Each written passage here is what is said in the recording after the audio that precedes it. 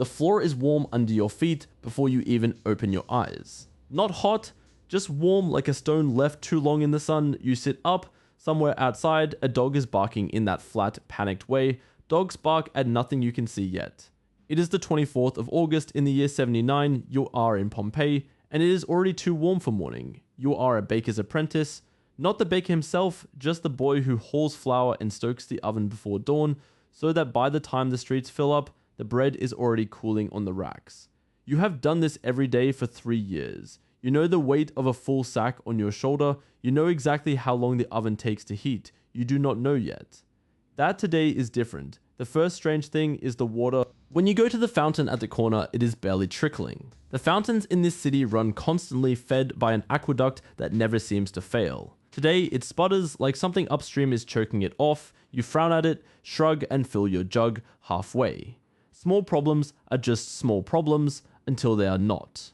By mid-morning, the bakery is full of noise and flour dust, and you almost forget the fountain.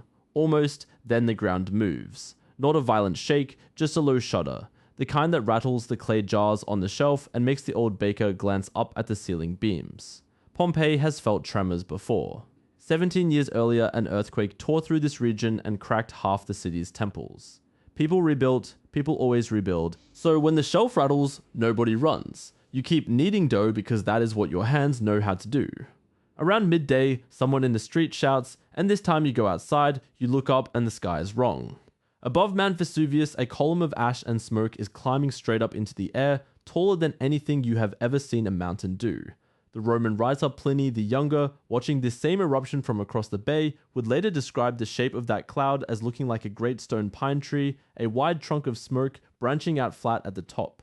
You do not have his words yet, you just have your neck craned back, mouth open, watching the top of the world get erased by grey. For a while it is almost beautiful. People stand in doorways pointing. Someone laughs nervously. A child claps like it is a festival trick, then the sky starts to fall. Small stones, pale and light, begin dropping onto the rooftops. Pumice, chunks of frothy volcanic rock, cooled and hardened, raining down harder by the minute. One strikes your shoulder. It does not hurt much, more like being hit by a thrown apple, but there are more behind it, and more behind those. Within an hour, the street outside the bakery is ankle deep in pale stone, and it keeps coming. This is the moment the choice becomes real. Do you stay sheltering under a roof that might hold, or might collapse under the growing weight of ash? Or do you run out into open streets where the sky itself seems to be trying to bury you? Modern volcanologists studying the layers of ash and pumice preserved at Pompeii believe this first phase lasted for hours, a slow, relentless accumulation rather than one single blast. That single detail matters because it means the people trapped here did not face one terrifying moment. They faced hour after hour of decision, doubt, and delay, each one convinced the worst was still avoidable. You grab your jug, half full of that thin morning water, and you head for the gate on the south side of the city toward the sea, because that is where the boats are, and boats mean somewhere else to be. The street is unrecognizable. Pumice stones crunch and roll under your sandals like walking on gravel that keeps shifting. Roofs have started to sag under the weight. Somewhere behind you, a section of tile collapses with a crash and someone screams. You do not look back to see who ash fills the air now, fine and grey, and it gets into your throat with every breath. You pull the edge of your tunic up over your nose and mouth the way you have seen the baker do near the smoke of the oven. It helps a little, not enough. At the harbour, people are pressing toward the boats, but the sea itself looks strange, pulled back further than it should be, waves behaving in ways the fishermen do not like. Some boats are already gone, launched hours earlier by families who saw the mountain and did not wait to ask questions. You are not on one of them. Somewhere out across the bay at Misenum, a Roman naval commander named Pliny the Elder is doing the opposite of fleeing. He is sailing toward the eruption, driven partly by scientific curiosity and partly by a plan to rescue people trapped along the coast. He will not survive the attempt. His nephew's letters, written years later to the historian Tacitus, remain one of the only surviving eyewitness accounts of what this day actually looked like from the water. You know none of that yet.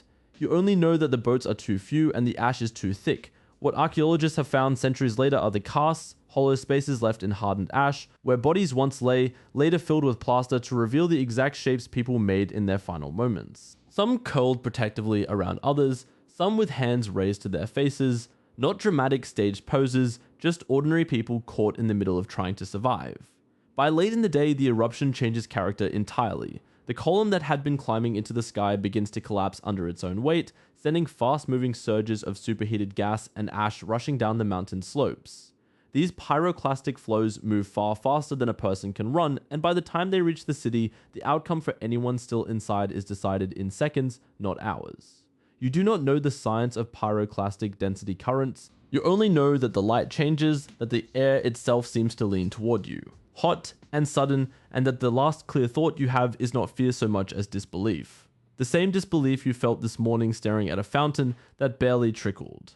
What this single day reveals is something larger than one eruption. It shows how thin the line is between an ordinary Tuesday and the end of everything, and how humans again and again choose the comfort of routine over the fear of the unfamiliar until routine is no longer an option. The people of Pompeii were not fools. They were people exactly like you, trusting fountains, trusting rooftops, trusting the idea that today would resemble yesterday. Nearly 2,000 years later, the city is still there. Frozen mid-morning, ovens still holding half-finished loaves, streets still marked with cartwheel grooves worn by hands that never knew this day would be their last. Tourists walk those same streets now on ordinary mornings of their own, never quite certain if the ground beneath them is finished shifting. Somewhere, right now, the ground is warm under someone else's feet, and they have no idea yet either.